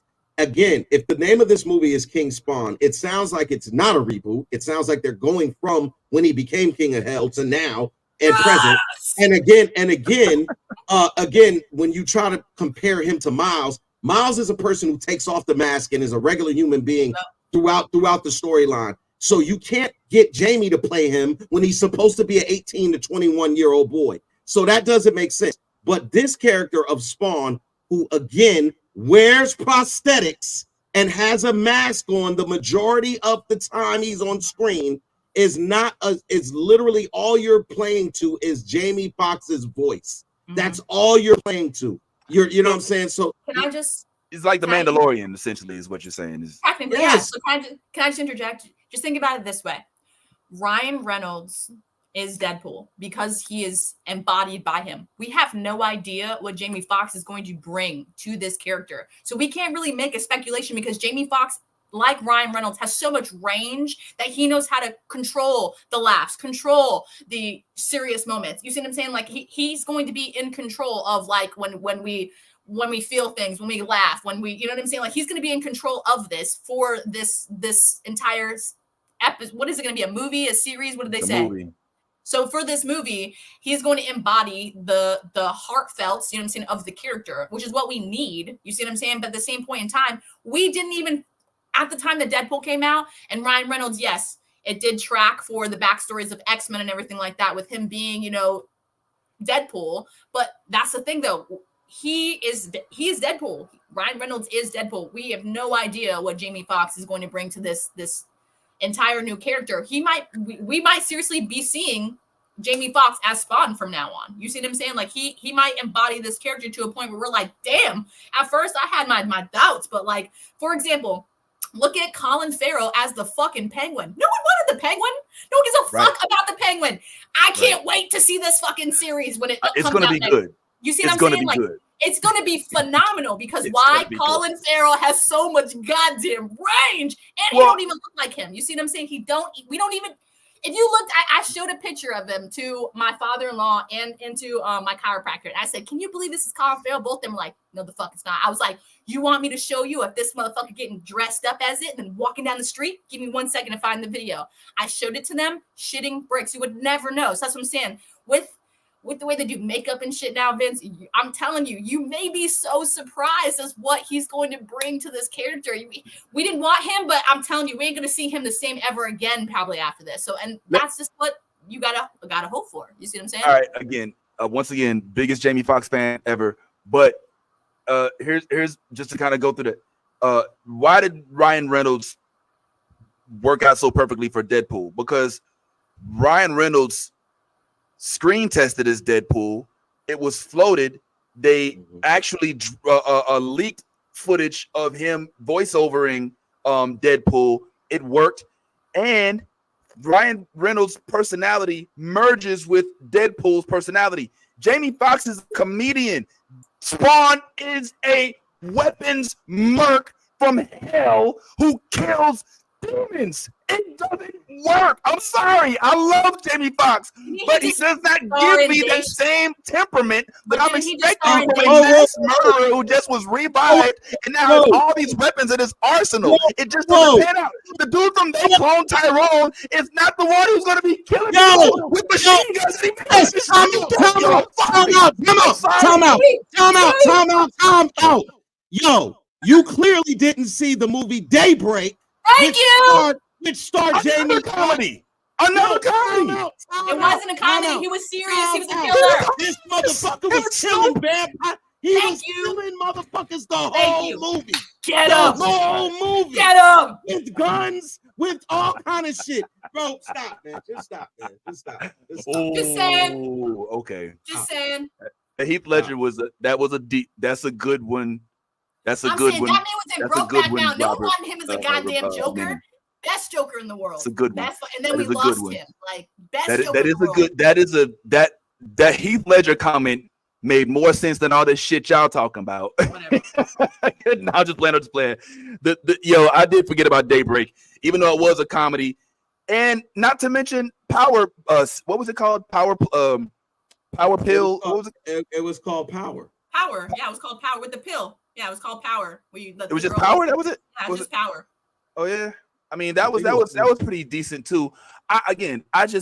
For me, I'm thinking Spawn was a one-off, and I want to see Spawn Part 3.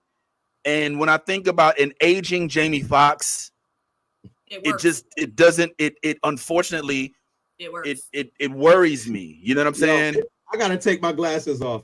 So listen, it worries you that a 50-year-old black man who looks 40 by the way, who could play a role in 3 movies that could span 10 years.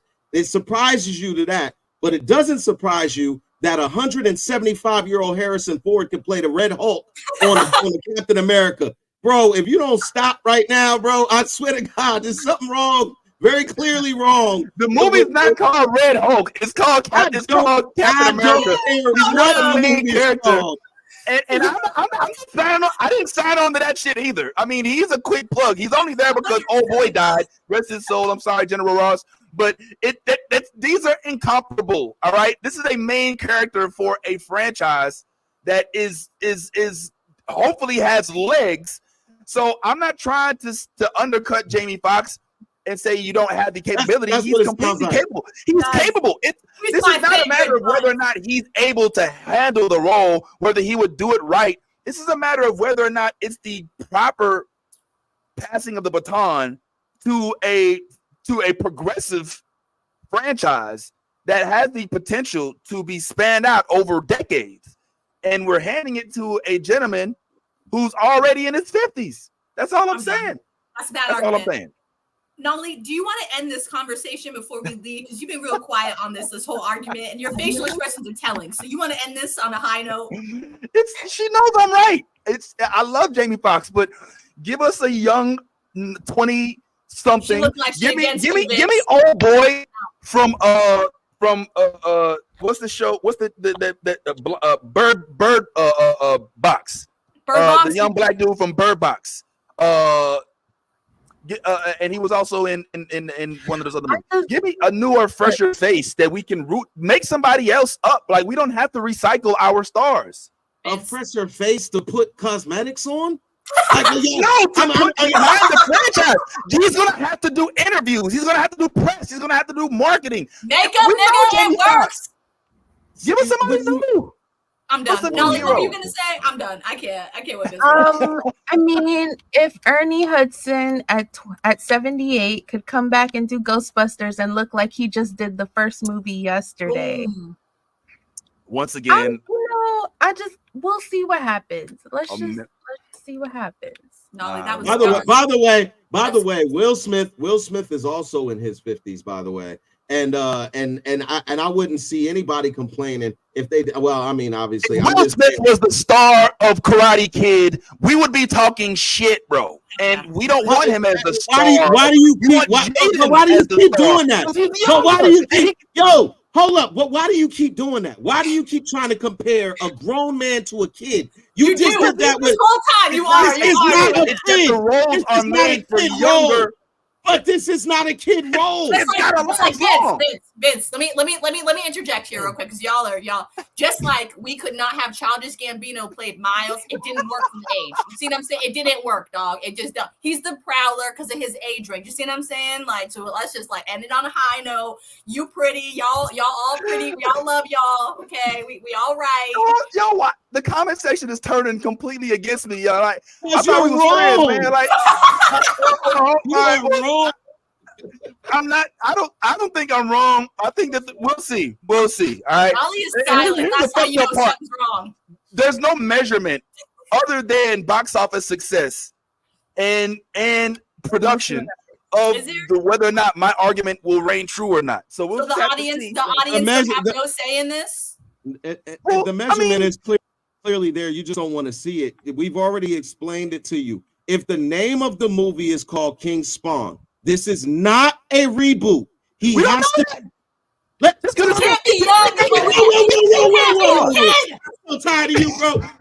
Listen. Let me ask you a question. Was Spawn a king before he conquered hell? Was he a king before? I mean, not a black king, but was the original? Listen, was he a king of anything? No. Thank you.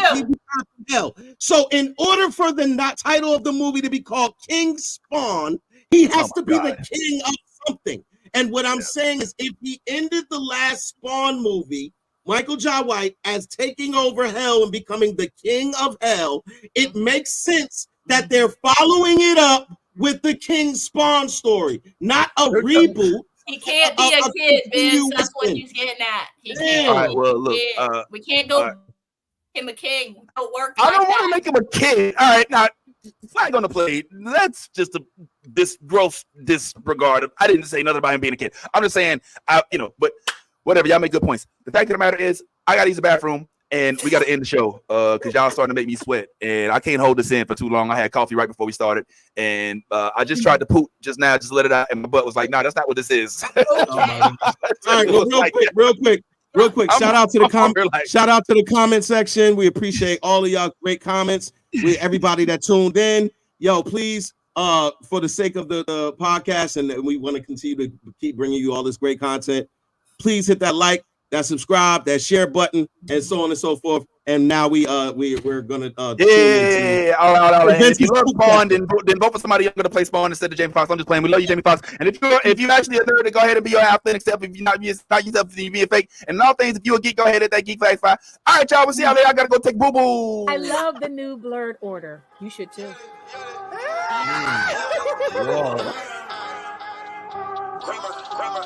Let me get all this 10p Wayne. All niggas rapping about the same old thing. I've been coming through